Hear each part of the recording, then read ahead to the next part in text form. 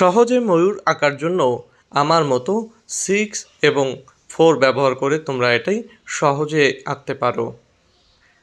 এবার 6-এর উপরের অংশে মাথা এবং এর গলাটা এভাবে আঁকতে হবে।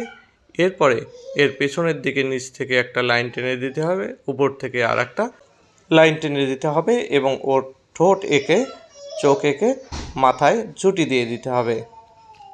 এভাবে পিছনের অংশে কিছু লাইন টেনে দিতে হবে। এরপর ছোট ছোট কিছু পালক এভাবে এঁকে এই গোল অংশটা ভরাট করে দিতে হবে। পেছনের নিচ অংশ থেকে এবং উপরের অংশ থেকে এভাবে একটা গোল এঁকে দিতে হবে।